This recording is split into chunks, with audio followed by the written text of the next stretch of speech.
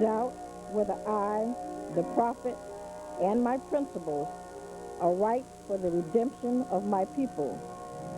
Go to those that know in the law, in the city hall, and among the officials in your government, and ask them under intelligent tones, and they will be glad to render you a favorable reply. For they are glad to see me bring you out of darkness into the light. Money doesn't make the man. It is free national standards and power that make the man and a nation. The wealth of all national governments, gold and silver commerce, belongs to the citizens alone. And without your national citizenship, by name and principle, you have no true wealth.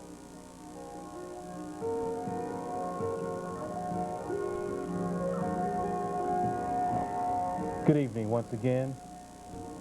We are here to discuss part 2 of the prophet's warning for the nations. This warning was published in the Moorish Guide newspaper Friday, November the 30th, 1928. This document, as we referred to in part 1, is a very historical document, being that it points out so many deficiencies in our people who are not proclaiming their nationality. Being that it describes what a citizen is and who can be a citizen, and the fact that citizenship is available to each and every one who lives here in the United States of America, and that those of us who are not owning up to the free national standards of our people are going to suffer. So the message is primarily to our people who haven't took that giant step yet in terms of proclaiming their nationality and their divine creed.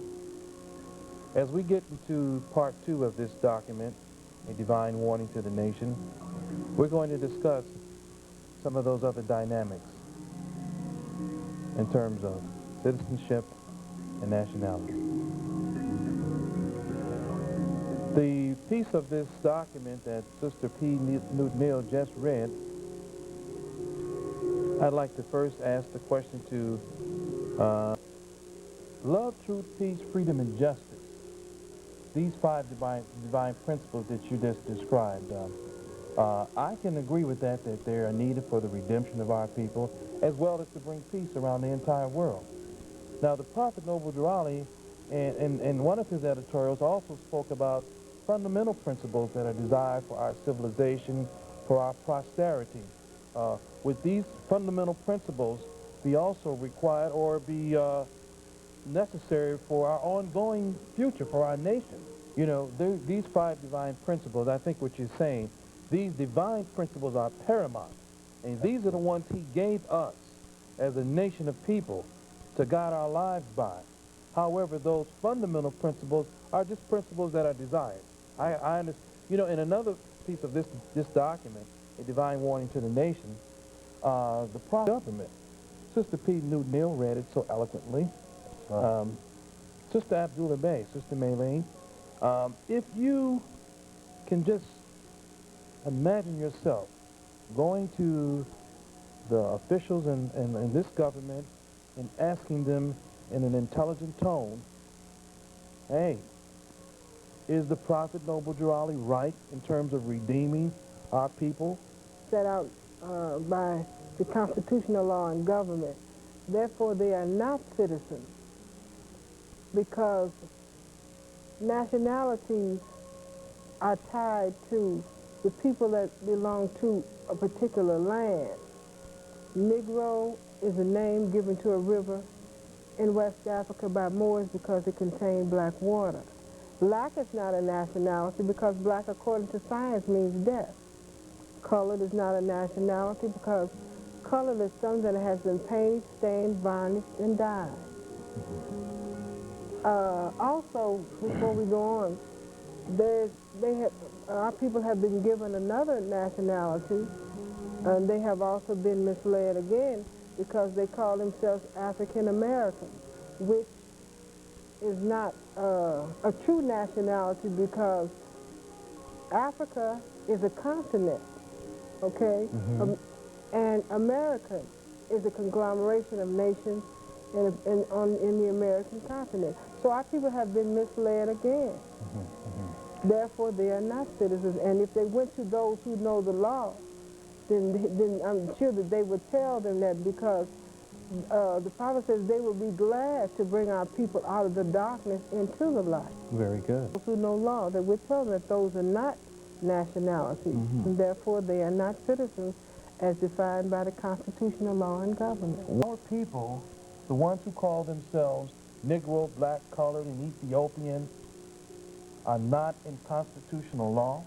From 1779 until 1865, where it was abolished by the 13th Amendment in 1865. Now, during the time of slavery, there were certain terms, certain derogatory marks that were placed upon our people, such as Negroes, colored folks, black people, Ethiopians, and others. Now, when something is abolished, it is totally eliminated. It is washed away. And so when the 13th Amendment abolished slavery, it also abolished those names, Negro, black, colored, and Ethiopian, and those behaviors that were associated with those names. And so in 1993, 94, in modern times, it is just as unconstitutional to call ourselves, or for someone to call us Negroes, coloreds, and blacks, and Ethiopians, as it is to attempt to bring the institution of slavery back into existence itself. Men cannot be mixed up because men are descendant of their forefathers. And just as nothing can be changed from its essential nature, then we as a people cannot be changed from who we are, from who our forefathers were. Whoever our forefathers were, that's who we are, and that's who we have to be, beyond any doubt or contradiction, during the time of slavery. And so we don't look at America as being a foreign place from which we have to escape. We see America as being a part of that natural right, as a part of that divine right. If anyone has a right to be in America, it is our people. In fact, our prophet Noble Drew Ali reminded us that in those ancient days, that this part of the world was a part of Africa, and that our people received permission from the pharaohs of Egypt to settle and inhabit this part of Africa. And this was before the great earthquake, which caused the great Atlantic Ocean. And so we don't see ourselves as being strangers here. We see ourselves as having a natural and a divine right to be here. And that being the case, then we're going to involve ourselves in the government here, in the government of the United States of America. We do not see the government of the United States of America as being an enemy. We see that we can participate in this constitutional government and make it a better government. All of those who stand for a national free government and the enforcement of the Constitution. And I'm sure that there are many citizens who are probably watching this program this evening who can identify with that, because so many of them can recall the time when they were under severe restriction and severe repression in their own homeland, so that they took the initiative to leave their homeland and travel across the ocean seeking greater freedoms here in the New World. And we believe that they are supportive of this free national republic of the United States of America. And those are the ones that we regard as being the true American citizens. Sarah, would you like to elaborate on that? And it's very important that we do that, because if we do not proclaim a divine origin, then we cannot claim any divine rights. If we don't claim any divine origin, if we don't claim any nationality, then we have to be dependent on, if one calls himself Negro, for example, he cannot trace himself back through the illustrious history of mankind. With civil authority. And they sometimes are accorded civil rights, which may be granted from time to time and may be taken away. Okay. Divine Constitution and the bylaws. We have the Quran, and we have our questionnaire from our Sunday school classes. Okay. Well, okay, I agree with that. And that those who would like to research what we're talking about may be able to do so. Document the prophet's warning to the nation for the law student has many, many wonderful things in the United States of America. Now, this document, does anywhere in this document, does the prophet Noble Raleigh talk about separatism? Does this mean that we want to be separate? Or does this mean that we're advocating that we're with any other true American citizen who stands for a free national constitution, and that being the case, we're willing to live together? Separate ourselves from, as we discussed earlier, that what we regard to be the land of our forefathers. We don't intend to separate ourselves from this land.